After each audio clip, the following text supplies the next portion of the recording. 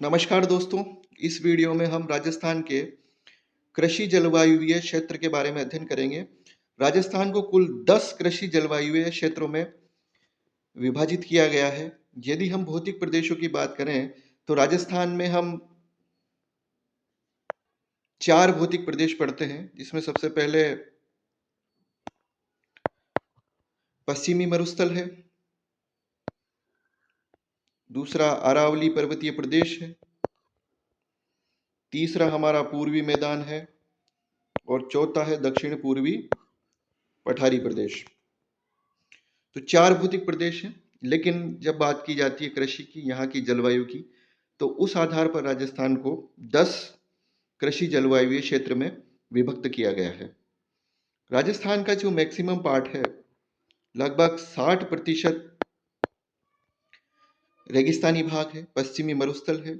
और इस रेगिस्तानी मरुस्थल में, इस भाग में कुल 5 कृषि जलवायुवीय जोन बनाए गए हैं और बाकी जो गैर रेगिस्तानी भाग है राजस्थान का, उसमें शेष 5 जलवायु जोन बनाए गए हैं। तो सबसे पहले हम शुरुआत करेंगे जो रेगिस्तानी जो भाग है, पश्चिमी मरुस्थल है, उसके 5 कृषि जलवायु जोन की। और इसके साथ ही जब हम ये कृषि जलवायु जोन पढ़ेंगे तो इनके साथ साथ इन क्षेत्रों में जो मुख्य फसलें हैं खरीफ और रबी की, उनका भी अध्ययन करने वाले हैं। तो शुरुआत करते हैं हम इस वीडियो की। सबसे पहला जो कृषि जलवायु जोन है वो है शुष्क पश्चिमी मैदानी क्षेत्र, फर्स्ट ए, जिसमें बाड़मेर और जोधपुर आता है। फर्स्ट ए, शुष्क पश्चिमी मैदानी क्षेत्र, शुष्क है और पश्चिमी मैदानी क्षेत्र में है। इसके अंदर आते हैं अपने बाड़मेर और जोधपुर। इसके बाद उत्तरी पश्चिमी सिंचित मैदानी क्षेत्र, यह है श्री गंगानगर और हनुमानगढ़। तो फर्स्ट है हो गया शुष्क पश्चिमी मैदानी क्षेत्र, जिसके अंदर जिसमें आते हैं अपने बाड़मेर और जोधपुर। और उत्तर पश्चिमी सिंचित मैदानी क्षेत्र, उसमें आते हैं श्री गंगानगर और हनुमानगढ़। क्योंकि यहाँ पे नहरी सिंचाई का तंत्र है, इंदिरा गांधी नहर परियोजना है, इसलिए जो फर्स्ट भी उत्तर पश्चिमी जो सिंचित मैदानी क्षेत्र है वो इसे कहा जाता है। और तीसरे नंबर पे आता है अति शुष्क आंशिक सिंचित, क्योंकि नहरी जो तंत्र है वो थोड़ा बहुत इसका विस्तार यहाँ पे बीकानेर और जैसलमेर में किया गया है, इसलिए इसको आंशिक सिंचित कहा है। लेकिन अति शुष्क है क्योंकि जो औसत जो वार्षिक वर्षा है वो सबसे कम होती है इस क्षेत्र में, जिसमें हम जैसलमेर, बीकानेर और चूरू को पढ़ते हैं। तो सबसे पहले हम बात करते हैं फर्स्ट ए की। तो फर्स्ट ए जो आ गया, इसमें हमारा बाड़मेर और ये जोधपुर आ गया। इसके बाद हम यहाँ पे जैसलमेर, बीकानेर और चूरू आ गया फर्स्ट सी में। और फर्स्ट बी में आ गया ये श्री गंगानगर और हनुमानगढ़।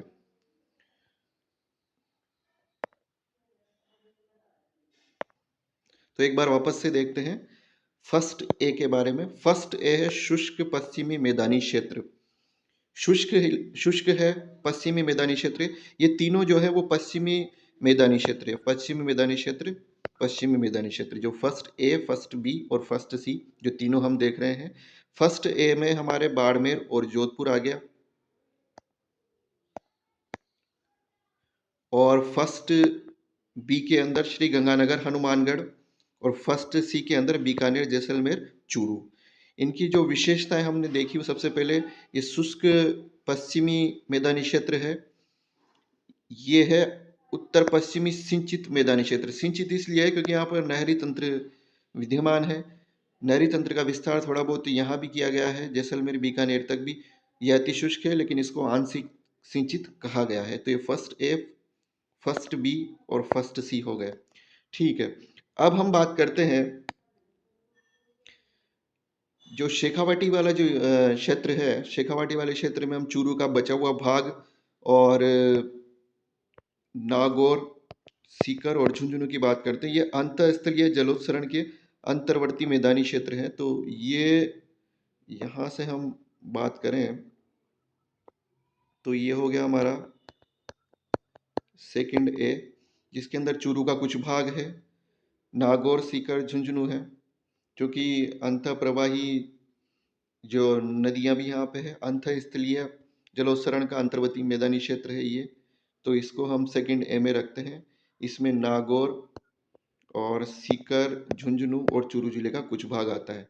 और सेकंड बी की हम बात करें तो सेकंड बी के अंदर आता है अपना जालोर, पाली, सिरोही, जोधपुर जिले का भाग, जो कि जोधपुर फर्स्ट ए में भी है, तो जोधपुर जिले का कुछ भाग सेकंड बी में आएगा। यह है लूनी नदी का अंतर्वर्ती मैदानी क्षेत्र। तो एक बार फिर हम इसको वापस देखते हैं कि अंतःस्थलीय जलोत्सरण का अंतर्वर्ती मैदानी क्षेत्र सेकंड ए।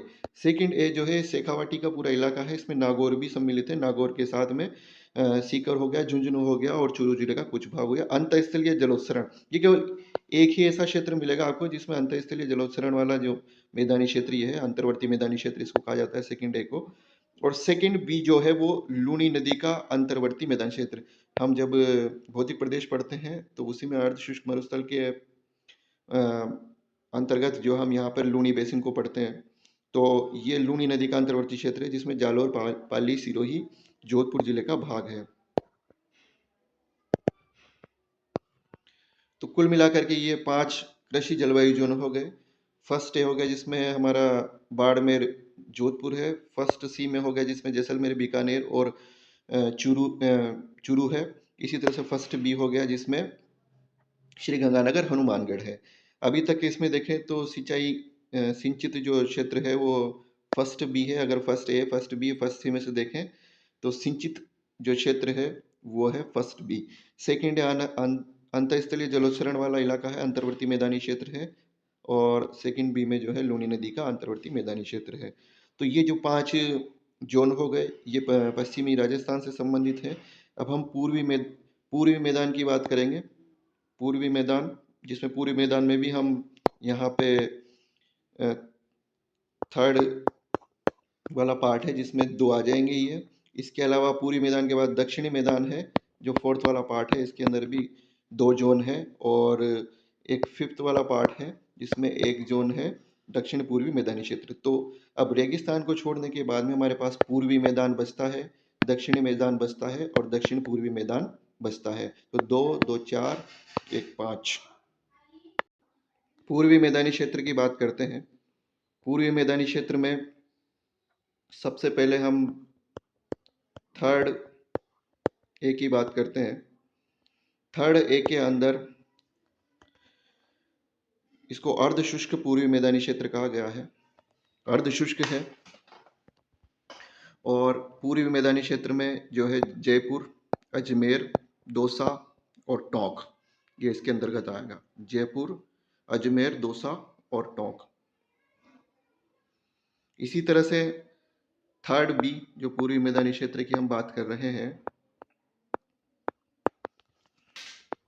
थर्ड बी, इसके अंदर आएगा अलवर, धौलपुर, भरतपुर, करौली, सवाई माधोपुर। ये बाढ़ संभाव्य पूर्वी मैदानी क्षेत्र है क्योंकि यहाँ से चंबल नदी का जो बेसिन है, तो इसलिए जो अलवर, भरतपुर, धौलपुर, करौली और सवाई माधोपुर ये बाढ़ संभाव्य क्षेत्र है। तो कुल मिलाकर के जब हम इस पूर्वी मैदानी क्षेत्र की बात करते हैं तो इसमें 2 कृषि जलवायु जोन है। उसमें पहला है अर्ध शुष्क पूर्वी मैदानी क्षेत्र, ये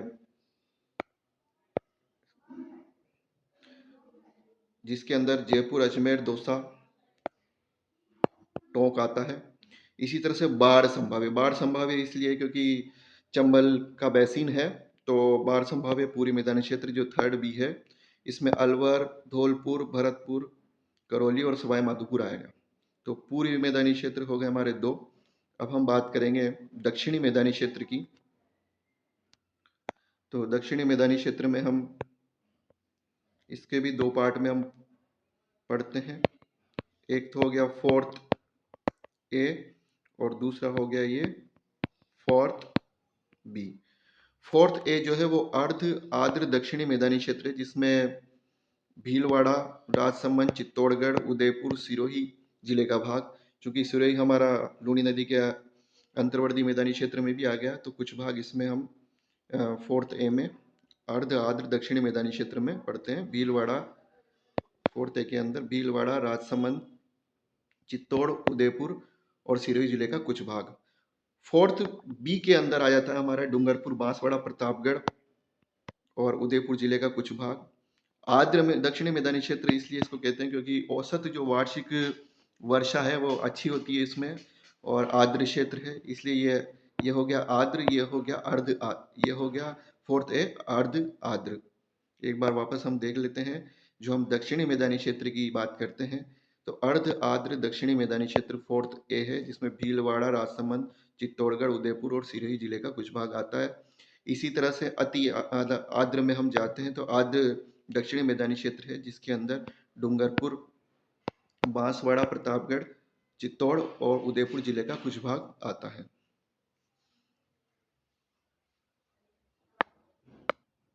अब हम बात करते हैं आर्द्र दक्षिणी पूर्वी मैदानी क्षेत्र की, तो कोटा, बूंदी, बारा, झालावाड़ और सवाई माधोपुर जिले का कुछ भाग इसके अंतर्गत आता है। हम बात कर रहे हैं फिफ्थ की। फिफ्थ जो है एक अकेला ये जोन है दक्षिण पूर्वी मैदानी क्षेत्र में, जिसके अंतर्गत कोटा, बूंदी, बारा, झालावाड़ आएगा। इसके अतिरिक्त सवाई माधोपुर का भी कुछ भाग इसमें आने वाला है। आर्द्र दक्षिण पूर्वी ये मैदानी क्षेत्र है। तो ये हो गया हमारा दक्षिण पूर्वी मैदानी क्षेत्र। आर्द्र, ये भी आर्द्र इलाका है। औसत वार्षिक वर्षा अच्छी होती है यहाँ पे।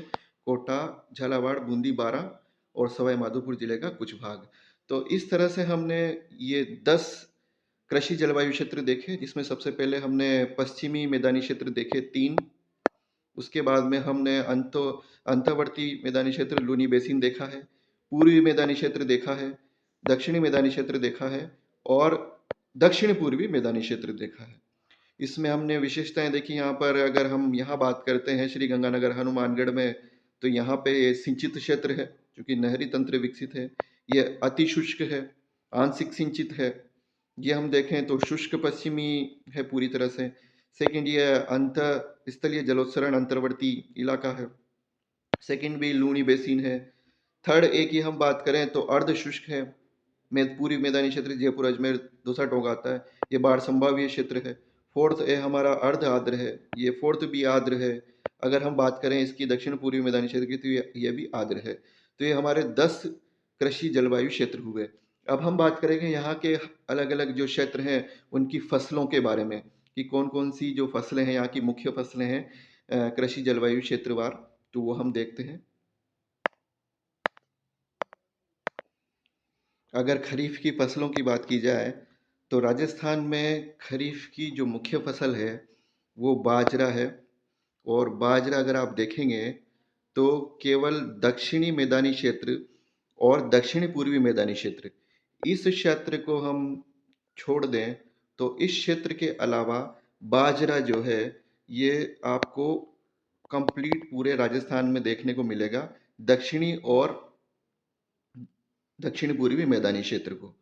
केवल आपको ये जो उत्तर पश्चिमी सिंचित जो मैदानी क्षेत्र है उसमें बाजरा देखने को नहीं मिलेगा यहाँ पे। तो ऊपर आप छोड़ दें, ये जो उत्तरी पश्चिमी मैदानी क्षेत्र है इसको, सिंचित क्षेत्र इसको छोड़ दो, और ये निचला जो हमारा जो क्षेत्र है ये भी सिंचित है और ये भी अच्छी तरह से सिंचित है। तो इसके अलावा जो शेष जो बचा वो पूरा क्षेत्र हम देखें तो यहाँ बाजरा आपको देखने को मिल जाएगा। बाजरा ये आप देख सकते हैं, बाजरा आपको इस पूरे राजस्थान के इस पूरे क्षेत्र में देखने को मिलेगा। केवल जो सिंचित हम क्षेत्र देख रहे हैं जिसके अंदर आपका ये उत्तरी पश्चिमी सिंचित मैदानी क्षेत्र है ये, और दक्षिणी मैदानी क्षेत्र और दक्षिण पूर्वी मैदानी क्षेत्र। दूसरी हम जब फसल की बात करते हैं तो हम बात करते हैं मुख्य जो फसल है हमारी खरीफ की राजस्थान के अंदर, वो है मक्का।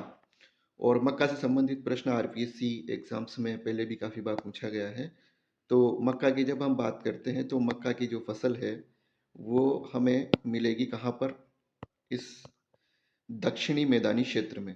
तो दक्षिणी मैदानी क्षेत्र जो संबंधित है वो मक्का से संबंधित है। तो मक्का यहाँ की मुख्य फसल है खरीफ में। तो एक बार फिर मैं रिपीट करूँगा यहाँ पे कि जो बाजरा जो फसल है खरीफ की मुख्य फसल है, और बाजरा हमारे को मैक्सिमम पार्ट ऑफ राजस्थान में मिलता है। केवल हम देख सकते हैं कि जो शुष्क पश्चिमी मैदानी क्षेत्र उत्तर का वो उसको छोड़ दें, और दक्षिणी पूर्वी मैदानी क्षेत्र को छोड़ दें तो बाजरा यहाँ पे देखने को मिलता है। और जब बात की जाती है मक्का की, तो मक्का दक्षिणी मैदानी क्षेत्र में देखने को मिल जाती है। इसके बाद हम बात करते हैं सोयाबीन की। तो सोयाबीन जो मुख्य फसल है, हम ये सोयाबीन की जो फसल है वो हमारे आर्द्र दक्षिणी पूर्वी क्षेत्र में यहाँ पे दक्षिणी पूर्वी मैदानी क्षेत्र है, कोटा बूंदी बारां झालावाड़ हाड़ौती में मुख्य रूप से इसकी पैदावार होती है खरीफ की फसल की। और यदि हम इसके अलावा और भी फसलें देखें तो हमारे यहाँ पे गुआर गुआर भी हमारे को देखने को मिलेगा मुख्य रूप से उत्तरी राजस्थान में, जिसमें हम अ, श्री गंगानगर हनुमानगढ़ की बात करते हैं, बीकानेर जैसलमेर चूरू की बात करते हैं, शेखावाटी क्षेत्र की बात करते हैं, लूणी का क्षेत्र और अर्धशुष्क पूर्वी मैदानी क्षेत्र में। तो ये जो क्षेत्र है यहाँ पे, इधर हमें ग्वार देखने को मिलता है। और इसी के साथ में ज्वार भी एक मुख्य फसल है जो पूर्वी राजस्थान में दक्षिणी मैदानी क्षेत्र में भी ये पाई जाती है। तो ये खरीफ की फसलें हुई। एक बार फिर वापस से हम रिपीट करते हैं कि जो खरीफ में मुख्य फसल है वो बाजरा है, यहाँ पे मक्का है, ग्वार है, सोयाबीन है।